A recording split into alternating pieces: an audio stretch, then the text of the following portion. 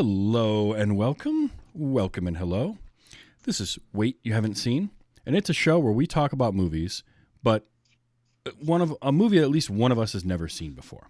I'm your host, Travis, aka TV's Travis. This is episode number 211, and my guest this week from I Love That Movie, it's Lisa. Lisa, how you doing? Hi, doing well. How are you? I am doing quite well. So Good. you brought this movie, and so I I'm did. curious your background with it. Had you read the book? Were you familiar with it at all? What sort of history do you have at all with The Outsiders? I don't have a big history with it. I'll say that it keeps popping up like on different lists and I keep seeing like the cover of it and it's one of those movies that I've just always wanted to see, but I never got around to seeing. Gotcha. Okay. Were you at all familiar with it being a novel? Prior to being a Um, book. yeah, I think I was, but I've never read the novel. I Okay. just know that there is one. So it was part of our curriculum in junior high. I think I read it I want to say it was seventh grade, is when I Got it. read this book. And I distinctly remember this book in school because my teacher framed it as though it was set in the 1950s. And I Huh. immediately argued with her about that because there were Mustangs in the book. And I'm like, that can't be in the 50s. The Mustang didn't exist until 1964. That's too Um, funny. so it's definitely set in the 60s, but it was a young adult novel. It's one of the first that's sort of categorized as a YA novel. Um, Really? Okay. Written by S.E. Hinton. She wrote it while she was still in high school, Oh, which I didn't even know it was a female author. That's really interesting. yeah, and I did not realize the age she was when she wrote this book. It was she started writing it at 16, and Wow. I think it was published when she was either 17 or 18. Wow. That's Which incredible. which I just learned like today that was the case. And went on to publish another, I want to say 4 or 5 young adult novels. One of them, Mm. at least 2 or 3 more of them were turned into movies. One was called Tex Wow. with Matt Dillon. One is another Francis Coppola film, Rumblefish, was an Okay. S.E. Hinton novel, and there was another. What was the other one? It was like we. It's a longer title, but anyway. So S.E. Hinton had written a few young adult novels, and this one just happened to get turned into a film. And I remember reading it in school, and I remember seeing this movie, but it's been a long time. Mm. And so for me watching it, it wasn't quite a like, wow, I don't remember any of this. It was more of I started remembering more as I watched it. I see. I And see. like things came back. I'm like, oh, that's right. I forgot this was in the movie, or holy crap, I forgot he was in this because we're Hmm. going to get to this cast is crazy for when it was made. It really is. But first thing I want to ask then, so what did you think of it as a movie? I really liked it. It was shorter than I thought it would be. It's like an hour and 30 minutes, right? It's not Mm-hmm. very long. Um, it was different than I thought it would be. I think I was thinking it's got some heavy subject material, but I feel like the way it's handled, the fact that it's considered the story it's based on is considered a YA novel makes a lot of sense. Mm-hmm. Because I feel like there's an optimism in the movie that you might not always expect for that subject matter, if that makes sense. And I don't know. I just really enjoyed it. The cast really shocked me. I don't think I took a serious look at the cover. Otherwise, I would have clearly recognized several people on it. Right. Um, so yeah, just overall, just really enjoyed it. Didn't realize it was a Francis Ford Coppola film. Mm-hmm. Um, Came out the year I was born. Um, Okay. yeah, just great movie. Yeah. So this cast was large. I mean, 1983. So they're filming in like 82, 83. Hmm. Directed by Francis Ford Coppola. He also did a lot of work on the screenplay, but Oh, really? wasn't able to take a writer's credit for it. Mm, The story that I read anyway was he basically came in, took the screenplay that was there, kind of tossed it and rewrote it, and kept it. I see. It's pretty close to the book. Oh, Now, you did mention how it's short. at an hour and a half. His original cut was close to 2 hours. I see. And the Okay. studio wanted him to cut it down because they were worried it would be a little too long at 2 hours. And so he cut it down to the hour and a half. And unfortunately, he had to cut some rather pivotal scenes from the book that some people complained about. And so what he ended up putting out in, I think it was 2005, there was a new cut. It was called The Outsiders, The Complete Novel. And it added in about 22 minutes to the movie.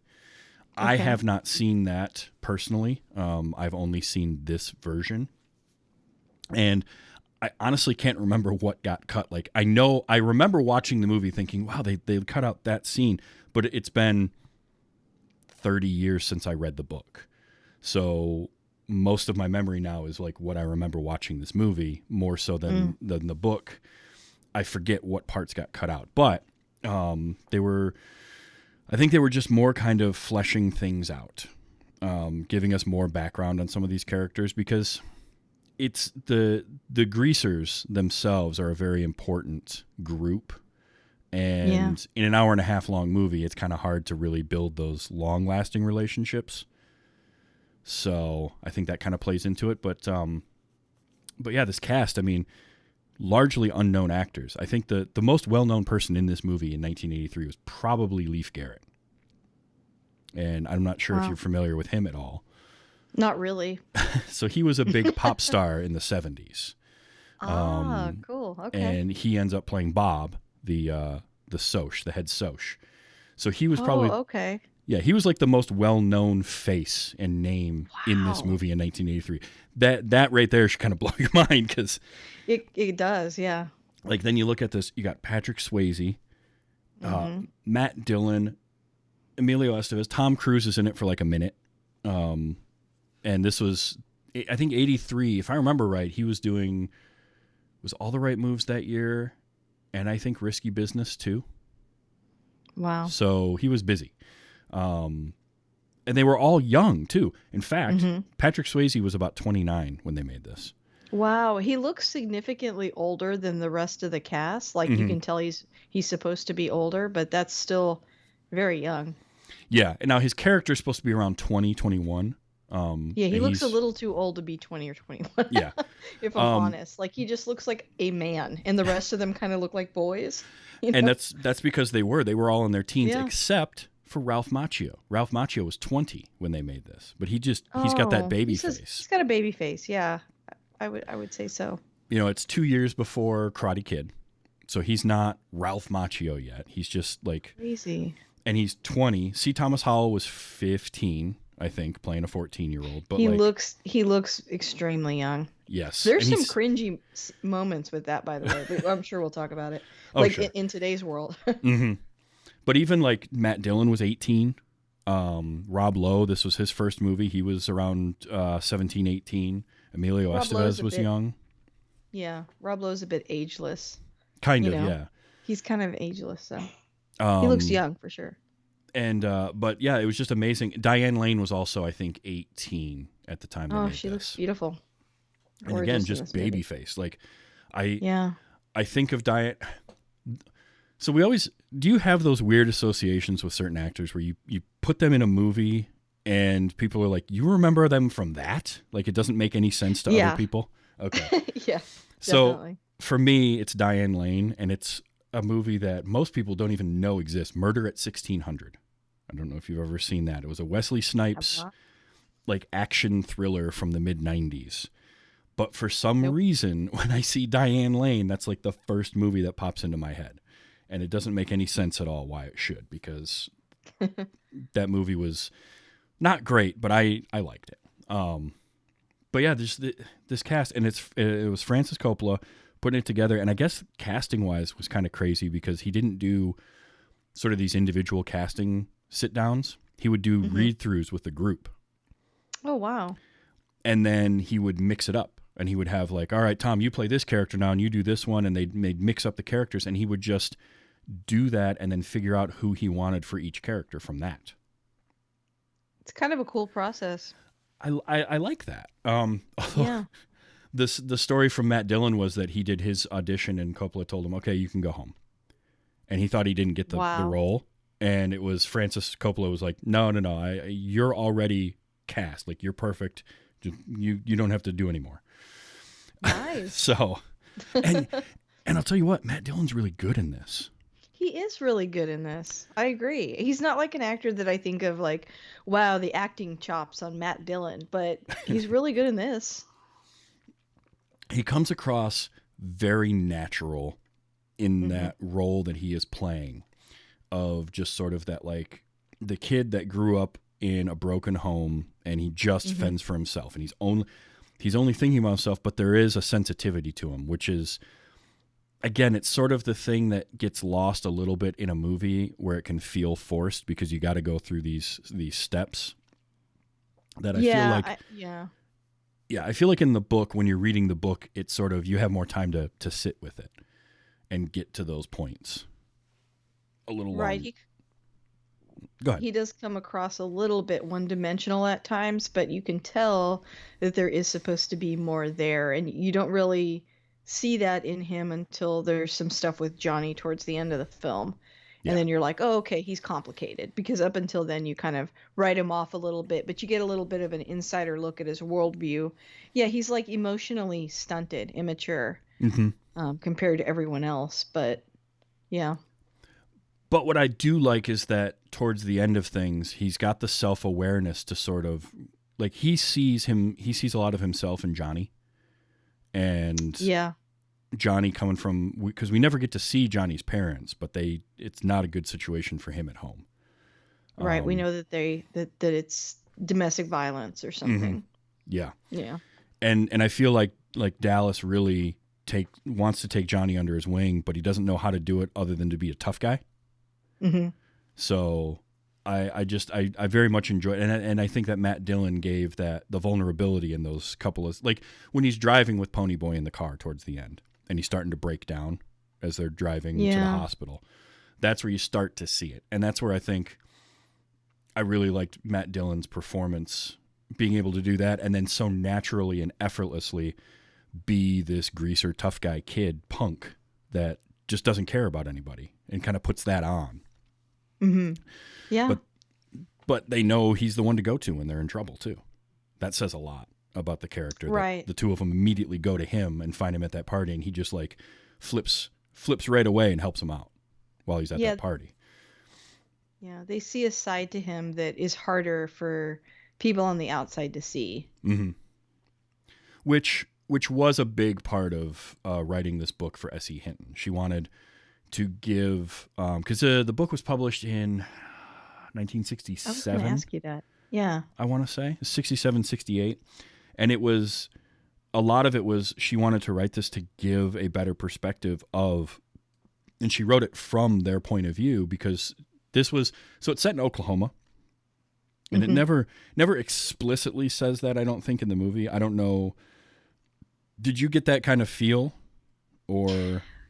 You know, I watched this, and my husband had seen the movie before, and he had read the book, and he asked me that. He was like, does it take place in Oklahoma? And I was like, I'm not sure. But then when you read the description of it, it explicitly says Oklahoma. But I don't know if there's made mention of, like, Johnny possibly, like, to throw people off the scent, they say he went to Texas. So I kind of assumed it had to be close to Texas.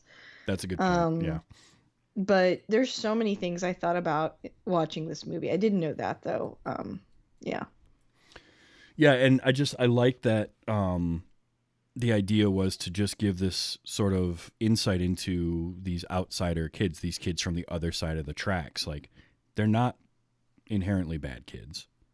They're just rougher situations. I mean, you got the brothers, Daryl, Soda Pop, and Ponyboy, which those are great names. I'm sorry. Soda Pop and Ponyboy are awesome.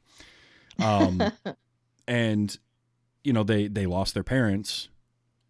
And here's Daryl. And Patrick Swayze is another one who is just really good in this for the limited time he has. But he has to balance this, like, now he's got to be dad to his two little brothers while also still being a 20-year-old kid himself.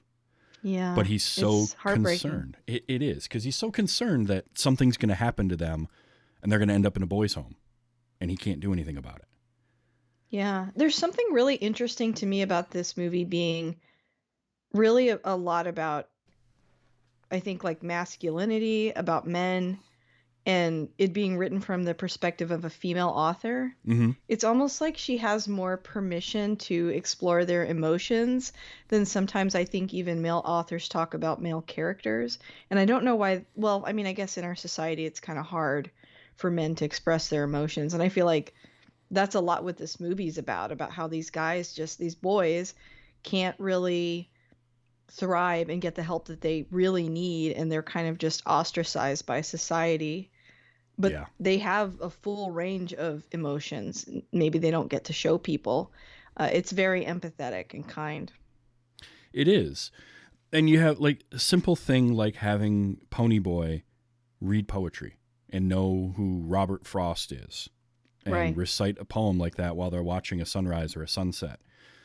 And then you got the flip side of that, which is Johnny, who's like he's just fascinated by all of this. That I found myself getting choked up at the end when it's Johnny's letter to Ponyboy that he finds Yeah, inside the me book, too.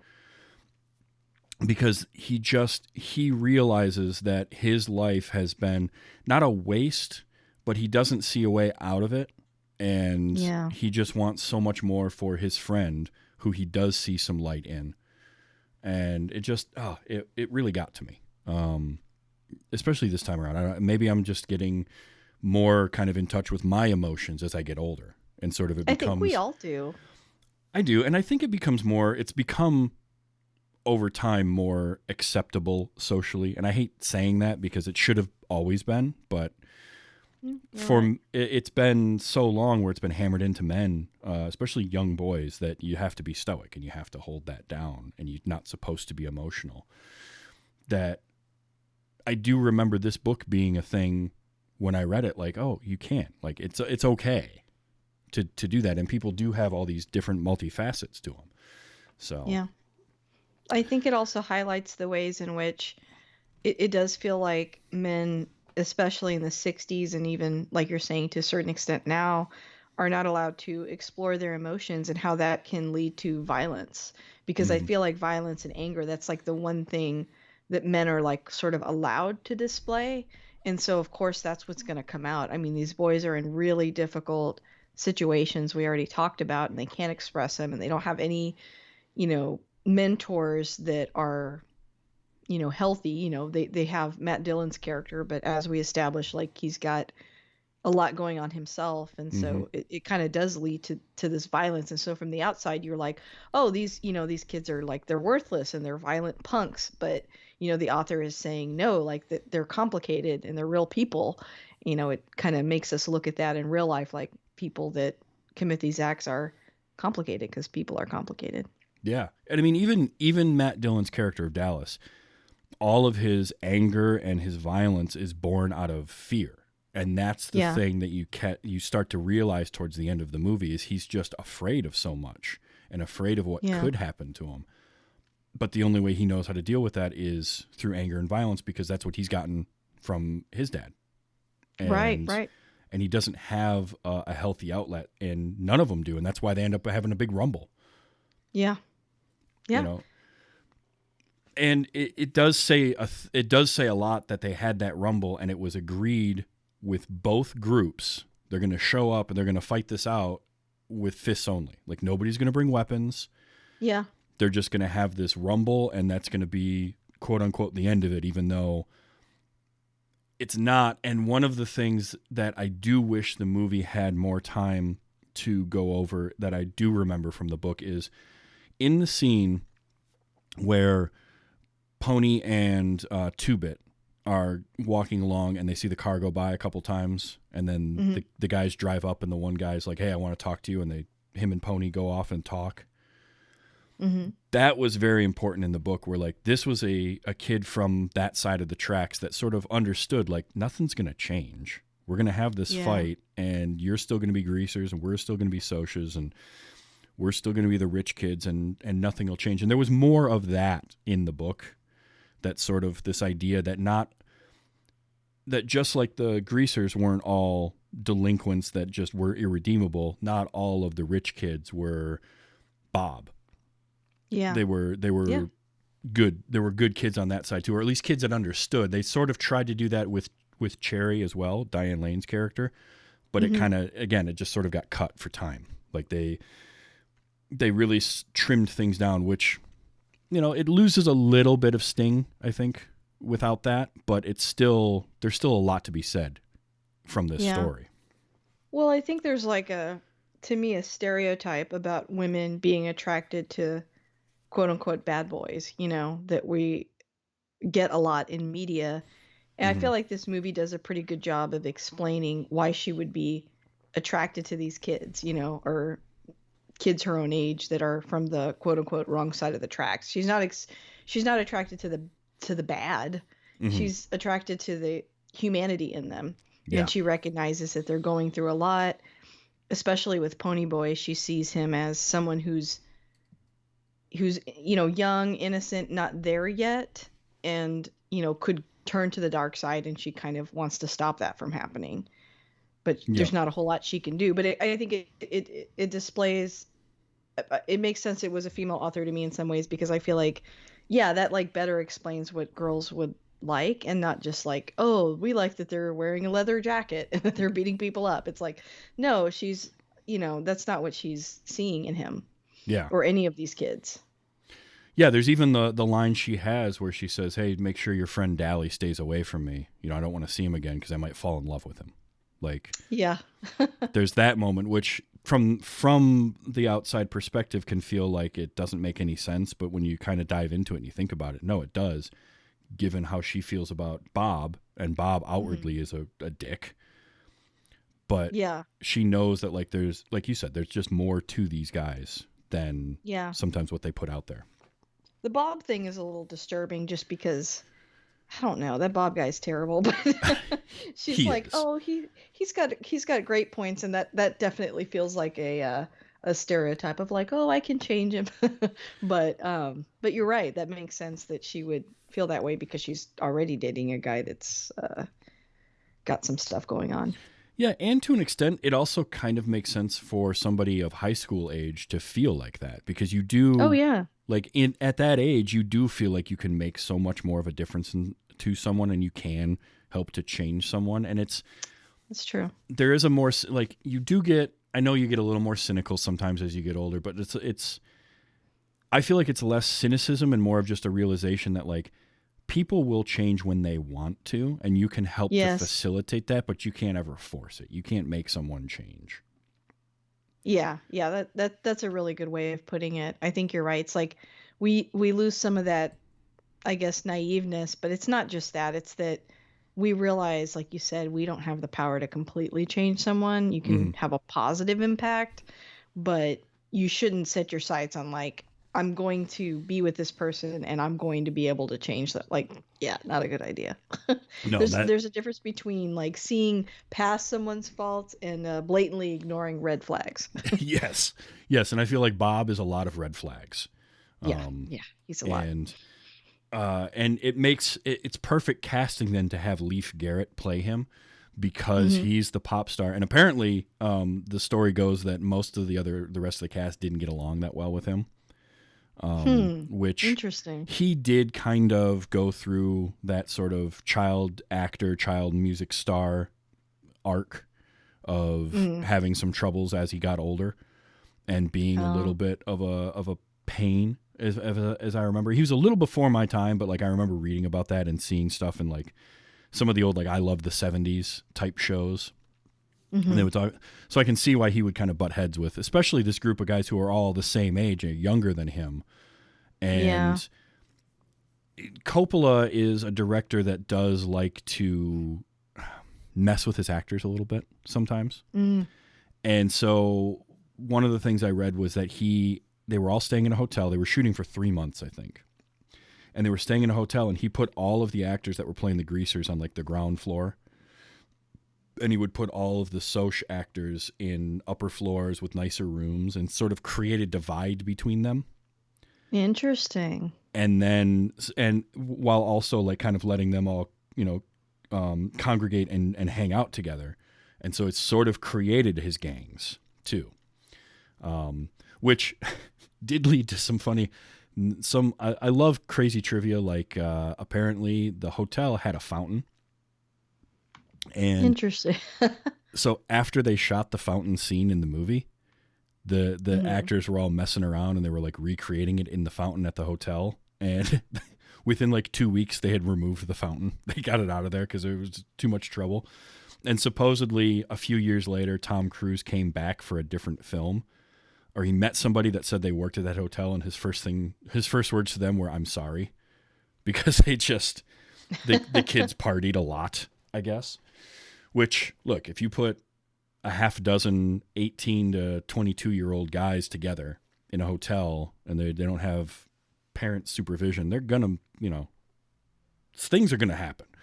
There's no way Yeah. around that. They're gonna be. I've been on too many high school athletic and college athletic trips, and guys are going to be messing with each other and pulling pranks on one another, and that doesn't change. And it doesn't change as you get older either, really. I have found that out. Um, but yeah, it's this great collection of actors, and it for me, it's a movie that I feel like could use.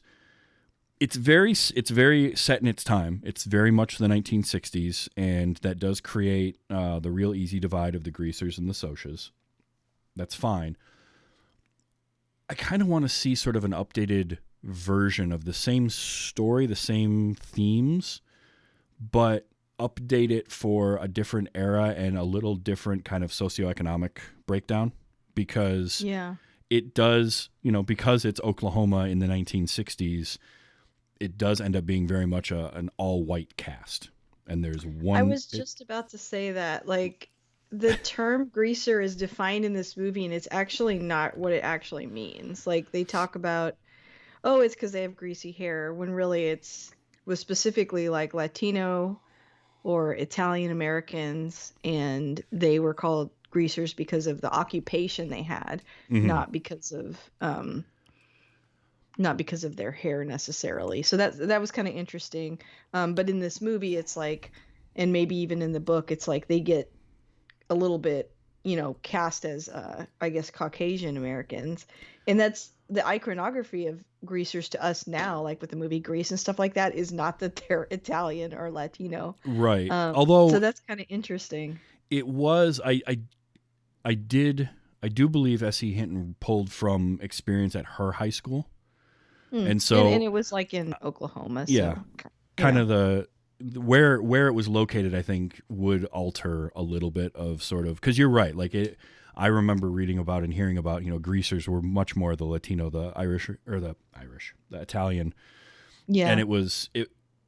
So you're right. Like our iconography of it doesn't really make sense because all we think of Oh, is Greece. That's the first yeah. thing you think of, which is Oh, for sure. close but not right.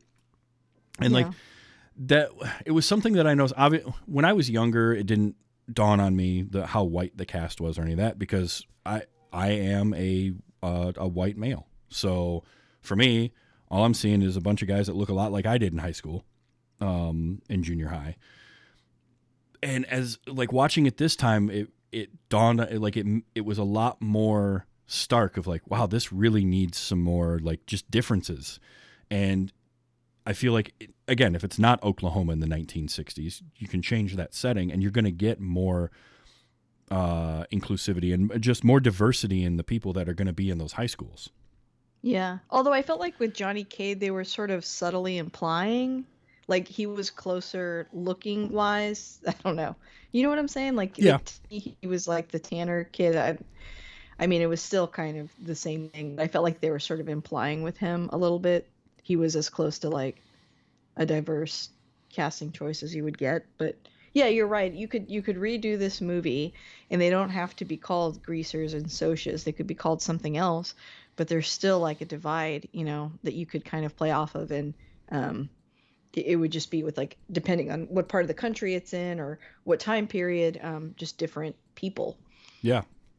Because there's a West Side Story is a very similar Yeah. thing, and sort of Romeo and Juliet, if you go back even further, Hmm. is a similar thing where you've got different houses. There's always it's very easy to write to start with the theme of like the socioeconomic divide and the different groups and the them, Hmm. the us and the thems, and Yeah. And I youth subcultures, like, mhm, continue and are interesting. One thought I had watching this movie is it's funny that, like, when you watch something like this, like, okay, the greasers are they're styled a very specific way that has to do with, their, like you said, economic status, right? The leather jackets, the hoodies and t-shirts versus like the Socs wear like a more preppy style. But what's really interesting to me is that one style you would still wear today and the other one you would not, and it's not yeah, the Socs, right? Like when we think of cool, we still think of leather jackets and t-shirts and Converse. yep, We don't think of like the way the Socs were dressed, and I think that's what's always been interesting about subcultures is that, like, when they come out they stand out, as looking different, othered, and then as time wears on they become what like everyone wants to look like. And me and my husband were talking about it, and he said, well, maybe it's because in these movies, those characters are often portrayed as like the heroes, like the underdog character is portrayed as a hero.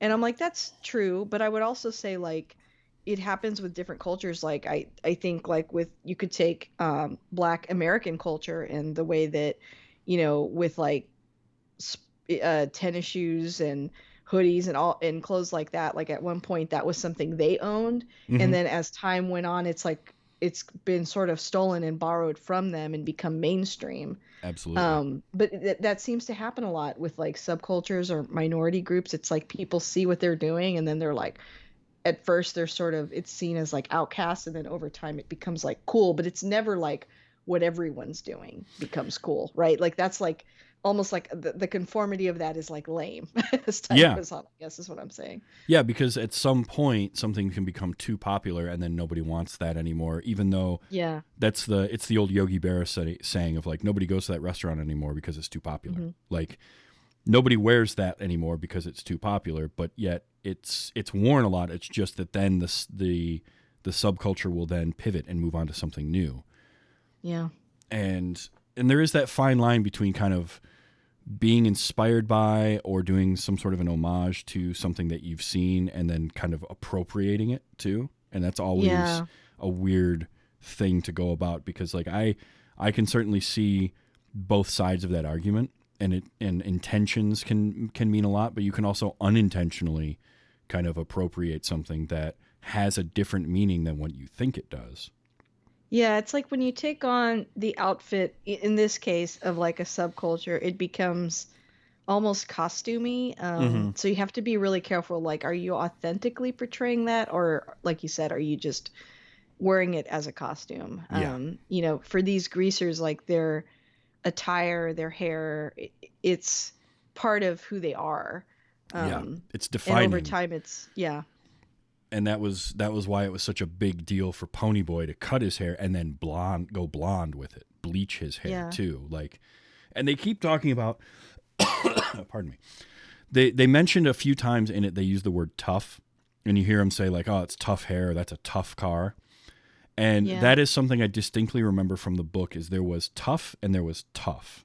And they would in the book it was spelled two different ways. You would get tough like TOUGH, the way it's supposed to be, and then there was a tough TUFF, and it was a different you used a different intonation when you said it. And one was like, a tough car would or a tough look would be Ponyboy at the beginning of the movie, where he's out and he's got no sleeves and wearing jeans and his either boots or in his case the Converse and his slicked hair, and that was tough, and that was the good kind of tough. But then they would make fun of like owning a Mustang. That was a tough car. That was sort of the greasers looked at that as like wannabe type of culture, type of yeah, situation. because it's like they have the money Mm-hmm. to buy it. It's like they're trying to commodify and buy their culture. And Yes. to them, it's like you can't do that. You have to like be this person. If you shortcut it and you just buy an expensive car, well, I mean, Hmm. Sure, you can buy that, but you don't embody who we are. Exactly. And so that's something I feel like gets a little lost in the adaptation because it's harder to do when you just hear the words versus reading it out. But I think that they did as well as they could to sort of give that idea with the like when Johnny would say it, the way he would say Yeah. it. Um, No, that's a really interesting. Thank you for telling me about that. Like I said, I haven't read the book, but I was actually talking about this weekend with some friends and they were like, "You haven't read it? It's so good." And I was like, "Okay, I got to read this now." But that's really interesting. And you're right, sometimes things just get lost in translation when you make a movie. It's a different medium. So, yeah, yeah. it absolutely is. I mean, even little things like there's the throwaway line right before the rumble where um, they mention like, why does Derry like to fight? And I can't remember. I think it's Soda Pop says like, oh, he just likes to fight so he can show off his muscles.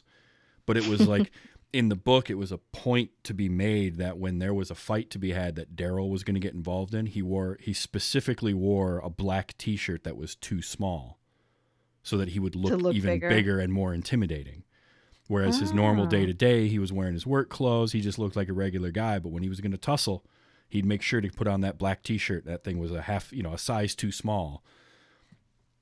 And And Daryl was played by which actor that was again? Patrick Swayze. Okay, I was gonna say I thought he just dressed that way to be extra cute. Which, I mean, it worked. Again, female perspective. um, but yeah, no, that's really interesting. I find for whatever reason, I'm just gonna out myself here. I'm very much drawn to these type of stories. Like like we were watching this and my husband was like, "Did this come out before or after The Warriors?" And I was like, "Definitely The Warriors was before." Hmm. But that's one of my favorite films. And there's just something about this kind of story that like always grabs me. I don't know. I feel like even when you take this to like I guess like an older version of it, like I've always liked like mobster movies or Hmm. movies that have some sort of gang element to them. I don't know. I've always been interested in these stories. I'm always intrigued by it because of things like the family dynamics that go on. Because there's a lot Yeah. of this is a found family. This group of greasers are brothers, even though Yeah, three of hey, them maybe are. that's what it is for me since I'm like an only child. Like That could be maybe I'm that. drawn to these kind of found family stories because I identify with that a lot. Yeah, I mean, I definitely do in a lot of ways as well. And it is interesting and intriguing to me because of like family. Family is so much more than just blood relation, Yeah, and agreed. to see the different, like you see, Daryl and Soda Pop and Pony Boy are blood related, and they're very Yeah. close. And again, the book gives you more of that because there's a couple of extra scenes where they argue some more, where Daryl comes across as being very just like cranky towards Pony Boy in a way that Pony Boy doesn't understand because he's just too young to like fully grasp what's going on. Oh, for sure. He's like, he hates me, and you're like, that's not it. Yeah. But at the same time, he's 14 and his older brother treats him like that. I totally get it. Like, I Oh completely yeah, understand yeah. that. And then you got Soda Pop in the middle of it because there's a scene that was cut that is in the extended version of this movie where they argue and Soda Pop just takes off and runs out the door. And they got to go chase him down and like bring him back, and they sort of have a group hug moment of like, look, we're going to stop fighting so much. Like, we need to stick together. Hmm. And then to have like it's known that their house is a place they can go. I mean, Tom Cruise's character just shows up and starts eating chocolate cake that they had laying around, and like this just the family aspects of all of that. Even something as simple as Johnny doesn't want to go home, and Ponyboy's like, look, he doesn't out and out say like you need to come to my house when he's sleeping in the empty lot, but he's like, if you get cold, come on over.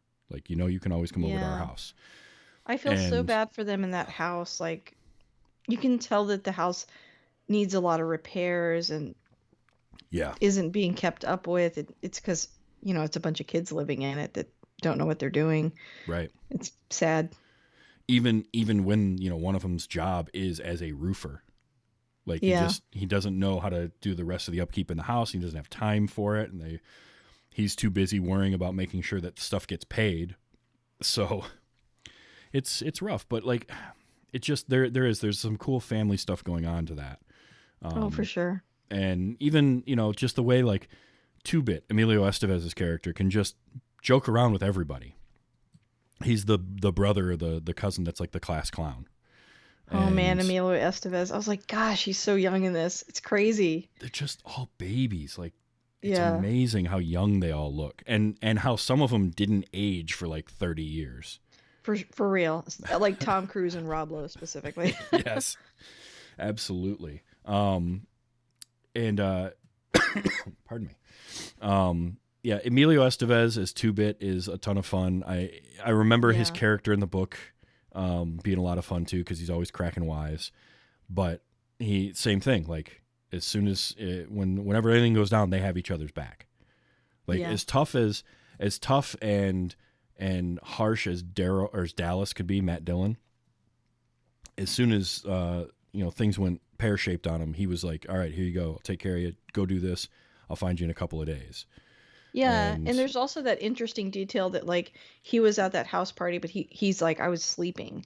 Like I just think again they're kind of showing different sides to him that mhm, it's like he's in this really hectic, chaotic world, but like he was actually just sleeping. He wasn't even really partying. yeah. Um, did you recognize who opened the door at that house? By the way, Was that Tom Waits? that was Tom Waits. Okay. I was like, I know Tom Waits was in the movie, and I felt like it was a blink and you missed it, and I definitely missed it. But the way you set that up, I was like, that must have been him. Yeah. Yep, that was Tom Waits. William Smith was the store clerk in the store that Dallas knocks over at the Oh. end. That was William Hmm. Smith.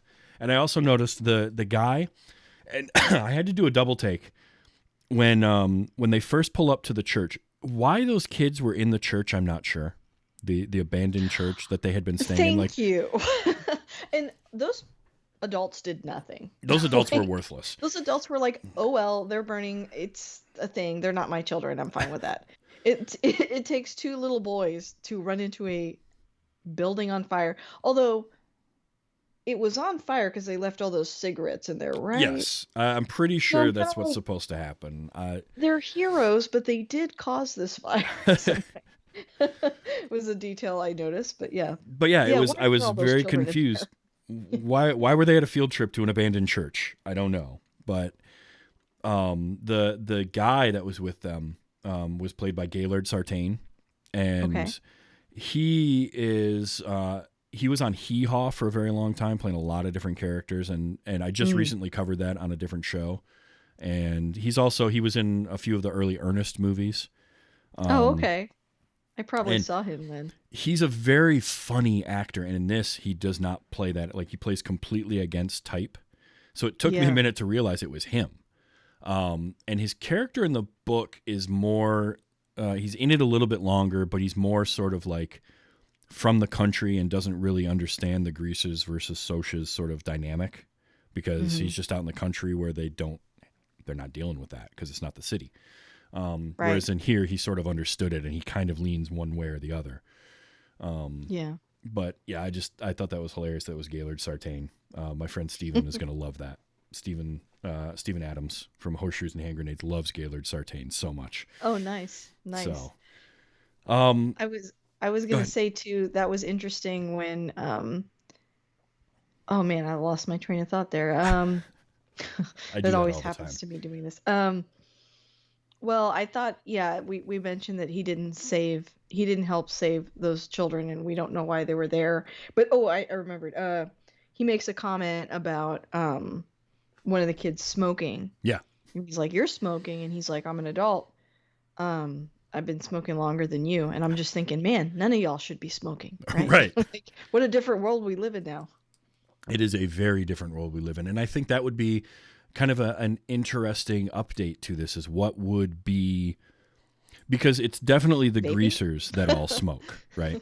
Well, Yeah, yeah. but it's like that's some of the stuff that defined the greasers was the greasy hair, the slick back hair, the look, the leather jackets, jeans, but also they all smoked. They all smoked all the time, and a lot of the Socs didn't. That wasn't really a thing that they did. Well, it's kind of seen as, not classy. Mhm. Like in a way that like for a long time, like, people would drink, but like women didn't drink because it's not ladylike in air quotes. Like True. there is sort of like a class element to smoking and drinking. Absolutely. I'm just curious if you were to update this to, let's say, within the last 5 to 10 years, you said it. Like, what would be some of those defining characteristics? I'm not sure because Yeah, I I think am I'm too now, old to know. yeah, I'm now an old person that I don't get it. But I'd be very interested to see what some of those were, um, Yeah, and see how it gets played out and sort of where the class divide would be. Because I don't know that it would be as clear cut as we yeah, see now, in this movie. So it's interesting to me. I also think that the movie would benefit from a few more women characters in general because we really just have Cherry, like her friend at the that's beginning. true. But Although I do think this is one story where I'm okay with that because I feel like it's so much about like male emotions, male issues. I think that's also part of why there are no yeah, women. Almost like the lack of female presence is part of the problem. So in that's some ways I'm true. like comfortable with that. Yeah, and I know in the book, I'm remembering that one of the things going on with Soda Pop was that his girlfriend had just broken up with him because she cheated on him, got pregnant, and moved to Florida. Like, which obviously Oh, would be that's a huge thing in the 1960s. yeah, no And kidding, and a big blow for sure. yeah, In any time period. But yeah, I felt like that was part of the problem, right? It's kind of like if you did a story about absentee fathers, like there's no mothers really in this movie hmm, and there's no women. And I also feel like a lot of these types of subcultures or like gangs, there aren't a lot of women.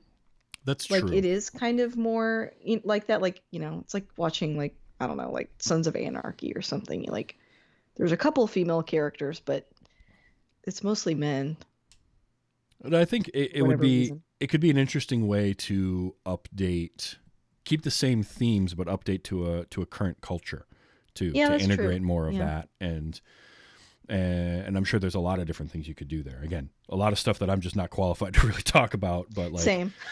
um, I because it's such a simple plot, and again, and this book and this movie do what I talk about a lot, which is keep your plot simple. The stakes of what's going on and what's happening shouldn't be overly complex. Let the complexity come from your characters and their interactions with each other. Because I Yeah. think when you do that in a story, the story is instantly more accessible to more people, Hmm. and it's easier to follow a simple plot if your characters are complex. It draws you in versus, and I love uh, Christopher Nolan a lot. Hmm. I love his films, but his stuff can be dense and difficult to get into because his plots are so intricate and so complex. Now, he Yeah. does a really good job of it, and he can be the exception that can prove the rule. But I do think that on the balance, it's a lot easier to put the complexity into the characters than the plot, and that's what this does. Is it puts all of that into these characters and the way that they interact with each other, and keep the plot very simple. Kid got jumped. One of them defended himself, and now they're trying to sort all that out. Yeah, and I Very. felt like it's really justified in my mind. Oh, I like also that the real violence in this movie is never shown really. Mm-hmm. It's implied. I always like when movies do that because I feel like it's brave too, honestly. Like it's easy to just show violence, but sometimes when you imply it, it has more impact. And I think like Pony sort of like, he was almost drowned and then he comes to and then he's seeing like the aftermath of what happened. And I feel like Johnny's pretty justified. I mean, they were like about to drown him. Oh Really yeah. think that I think that the boy that was gonna drown him was just I don't think he would have normally done that, but I think he was just so drunk Mm-hmm. and so angry that like he was going to do that. And obviously no one was gonna stop him. Um, so I think they do a good job of setting up that piece of it where you're not I don't know, I never really questioned throughout the movie like, oh, this kid's a murderer. Like he definitely didn't set out to be. Right. And is it weird that it feels like a more innocent time for kids to have switchblades than I mean, guns? kind of Like is. Yeah. crazy when you think about it. Like, when like sometimes when you think about like West Side Story or whatever, and you see like a little switchblade, you're just kind of like tee hee, like that seems of a time. Um, Whereas now, if you made this story, I mean, they would all have guns because people use guns, more Yeah. often now. Yeah, which again would add a layer, I think, to the storytelling of this, especially if you go to the extent where they have the rumble scene, where again, Yeah. here's the pardon me, because sort of what I talked about earlier with like the violence and the anger comes from a place of fear, and that's Hmm. where I think a lot of people end up wanting to own guns and use them. They're afraid, Yeah. and so here's this situation where these two gangs basically came together and said, okay, we're gonna have this out, but we're not going to bring weapons at all. It's just going to Yeah. be fists. Shows at least And some maturity for sure. mhm. And I guarantee you, if you were to write this for today's audience, someone is going to bring a weapon to that fight at the end of it. Like that's going to be Yeah. the thing that happens that really, and maybe that's your inciting incident instead of it being the couple of guys jumping, two of them, and sort of that justified stabbing. The inciting incident becomes during the rumble somebody brought a weapon and that escalated things and somebody died, and now you Yeah. got to deal with that fallout and sort of all of this kind of stuff, and then you can come at it from both groups as well. The group that Yeah. had somebody get killed versus the group, like there's a lot of different things that go on there, so it just keeping the plot simplified allows you to bring complexity in so many different areas and make it really compelling and make you want to know more. Yeah. I mean, as we're talking about it, I feel like just discussing it, you see so many more layers than when I was just watching it, you know? Mm-hmm. Like very And that's interesting. So, that's the hallmark of a really good story. yeah, A good story 100%. brings you in, and then you start to peel those layers back and you start to get more and more out of it, and that adds, like, I think if you were to find the novel and read it, it's YA novel, so it's not like it's a dense heavy read. I think that then you'll get a little bit more, and it'll sort of unlock a few new things, and it'll make you appreciate some of the stuff they did in the movie as well. So, Yeah. because it's for me, it's a very good adaptation of the novel of what I remember. So, I did find a couple of funny little trivia bits that always Nice. crack me up. When Dallas falls out of his chair, which is a really funny scene where he's sitting because first of all they sneak into the drive-in theater, and I love the Yeah. fact that this was a drive-in. You find out later has two screens because they had the east side and the west side, and one of them was closed for Oh. repairs. But Oh, nice touch. yeah, so they sneak in, and I have never seen a drive-in that has like seats like that.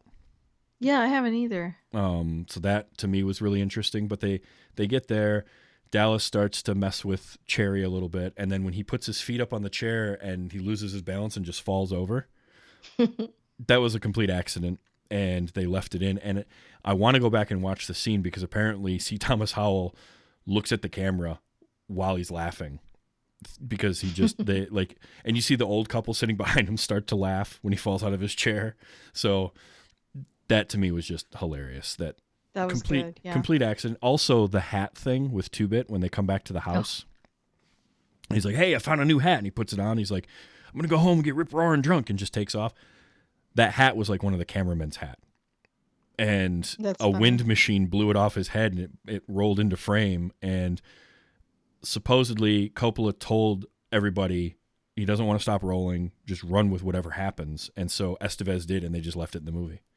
Oh, nice. And I love it because it very much feels like a thing that character would do.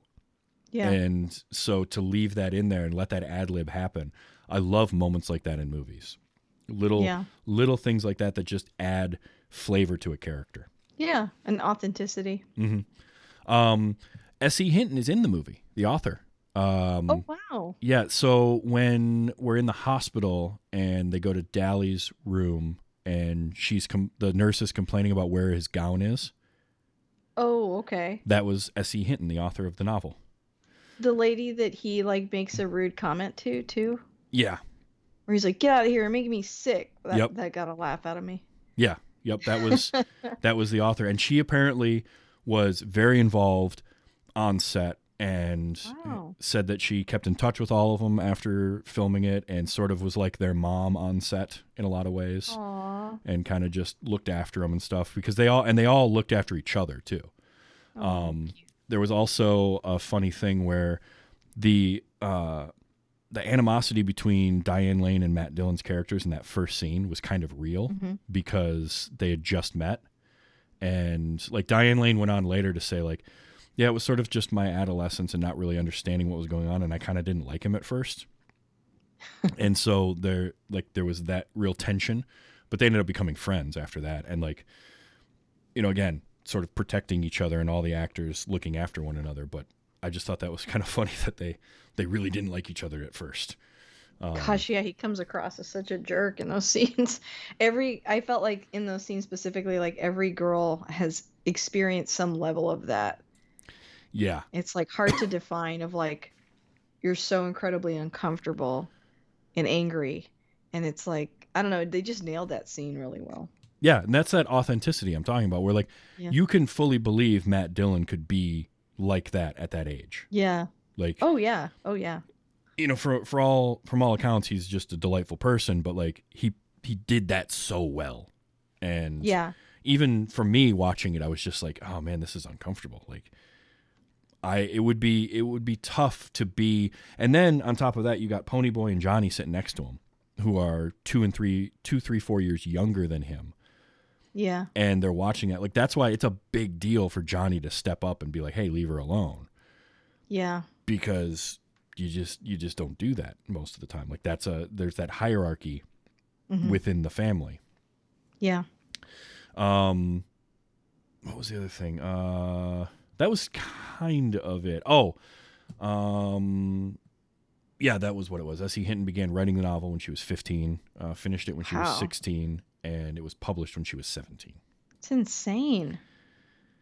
It's pretty impressive to put out a book Yeah. of that magnitude at that age, and to write for her to write a bunch of young boys as well and as fleshed out as they are. Yeah.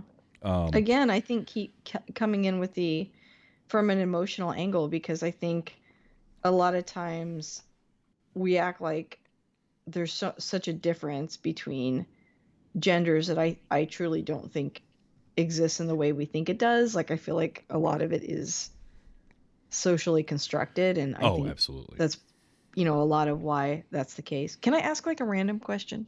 Absolutely, go for it. Okay, so Pony Boy bleaching his hair seems like such a huge deal, and you kind of touched on that earlier. Can you talk more about like why is that such a big deal?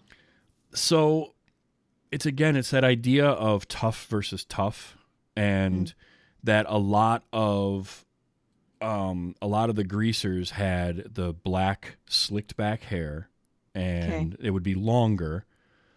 And they associate it, and it's funny because in the book Dallas is actually blonde. He doesn't have the dark hair that Matt Dillon has. Pardon me. But they associated that look of blonde, like shorter blonde hair, with the rich preppy kids, and so Interesting. that was it wasn't cool to look like that. It wasn't cool to have blonde hair. Then do you think that the outsiders visually, like in the movie, maybe also from the book, influenced how later it's the opposite? Like I feel like in the 80s and 90s, bleaching your hair became kind of like a alternative statement. I think so, because sort of like that, what we were talking about earlier, where subcultures will constantly be shifting and altering and moving the goalposts and things like that, as that sort of an idea of the greasers became more mainstream, the counterculture is going to go in another direction. And so suddenly, it's sort of like punk music got born out of things like Led Zeppelin and prog rock, because these guys were listening to all of this music become more and more self-indulgent and complex, and then guys were like, no, just three chords and so in a rock and beat and let's go.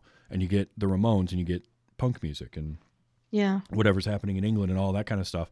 And so they go in a completely different direction. And then that, as it becomes more popular and starts to spread, now the counterculture goes in a different direction. And so, yeah, I think there is something to that, where as it became more popular, that's when bleaching your hair started to be the way to be different.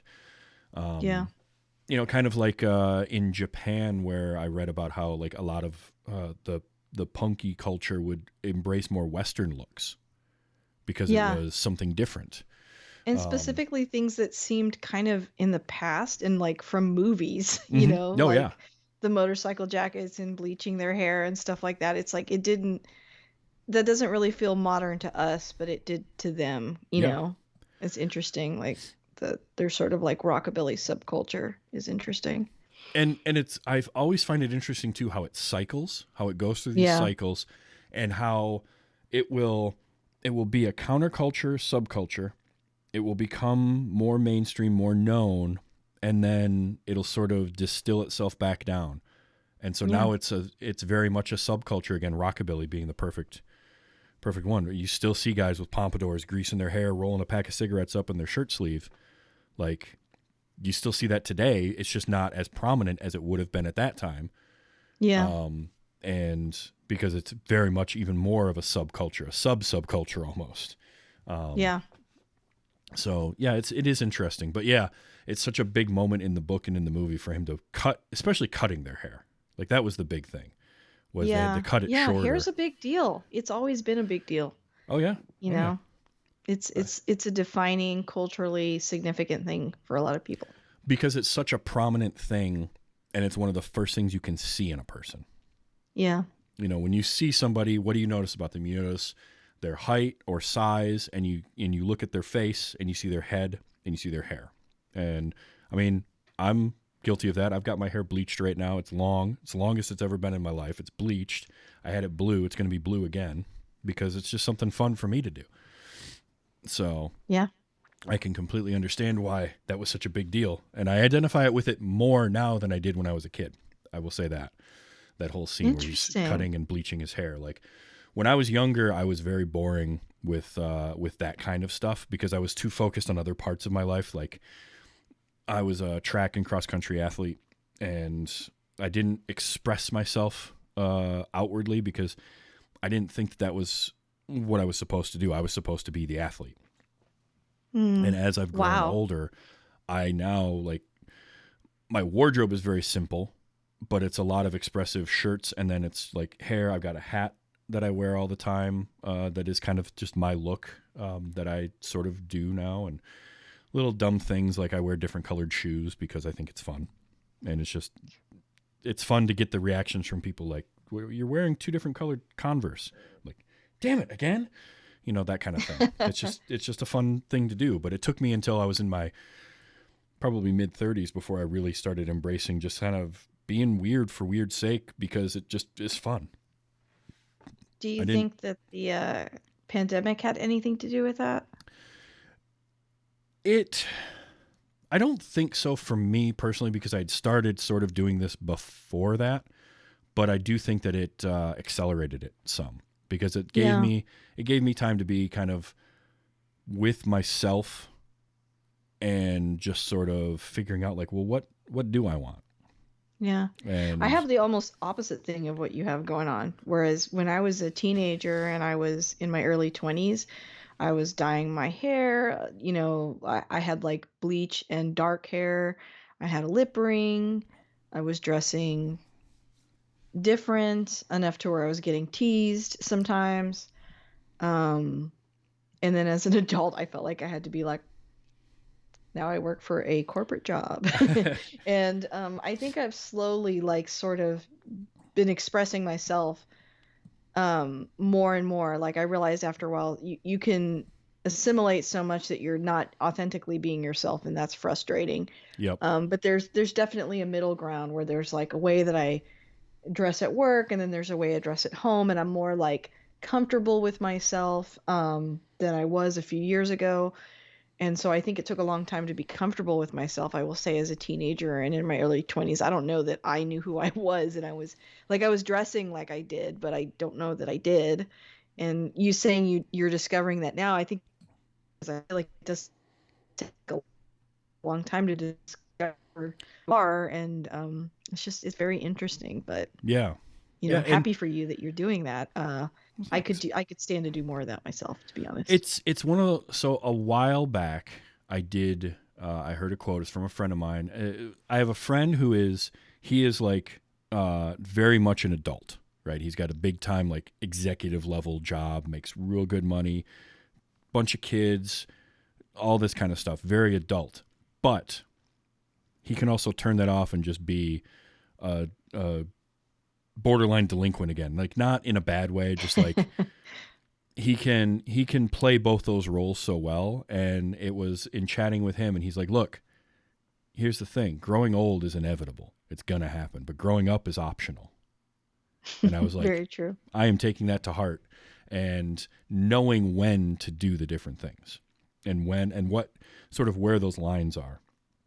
But how much do you assimilate before, like you said, you start to lose who you are as an individual?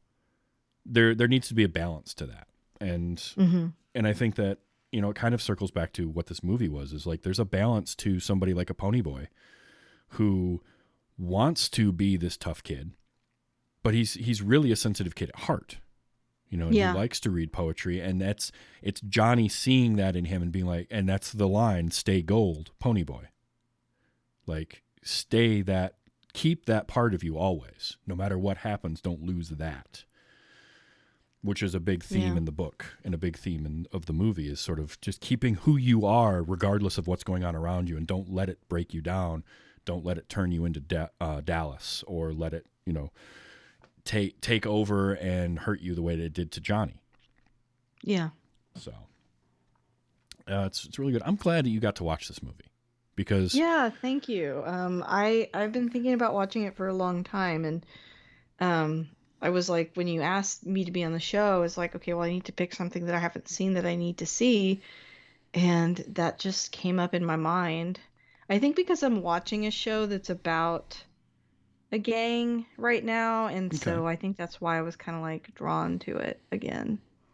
And I do think that it's a really important story, and that's where sort of my thought of like having an updated, modernized version of it that has some different diversity to the characters in it, to Hmm. allow it to be accessible to more people. Because for me, growing up, obviously very accessible. Again, I'm seeing half dozen guys that all look like people I went to school with and looked like me. And Yeah. I want to see different versions of that, so that more people can sort of can have this accessible to them in a way that I felt. And that will, because the themes in it are very universal. So the wrapping that it comes in, the packaging that it comes in, I just feel like could be updated. Now, that's not a knock on the novel or S.E. Hinton, because rule number one in writing is write what you know, and she wrote what she knew in high school and did a hell of a job with it. So,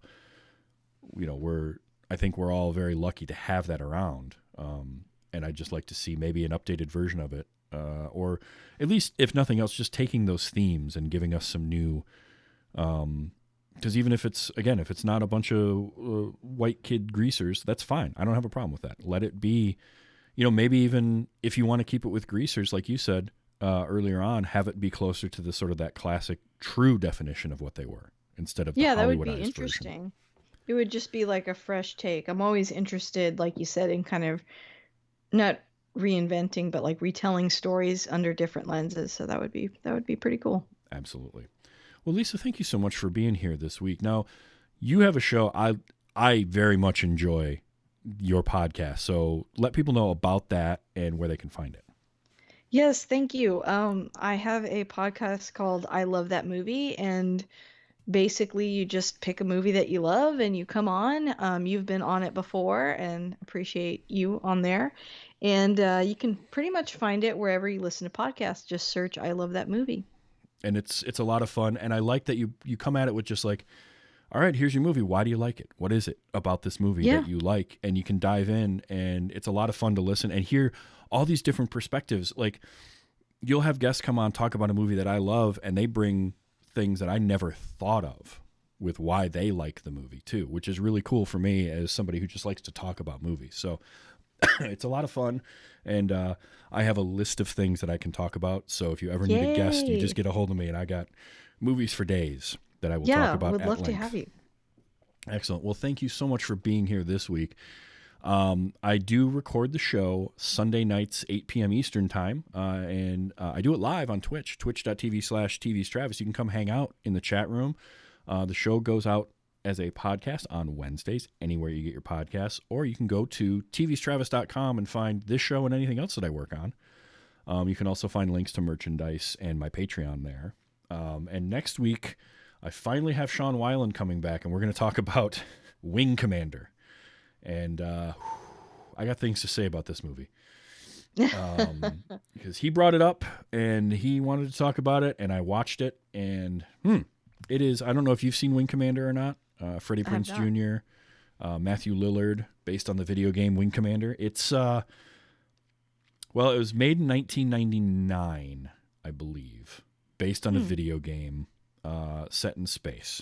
So you can kind of piece that one together for yourself. It's, well, it's something. You'll just have to. You're like, it's a motion picture. It is. There are pictures in motion, and there is sound, and that's what I can tell you about it right now. But definitely, I have thoughts on it. You should come back and listen to that next week, everybody. Okay. Nice. But thank you so much for being here, and anytime you want to come back, you're more than welcome. Oh. And until then,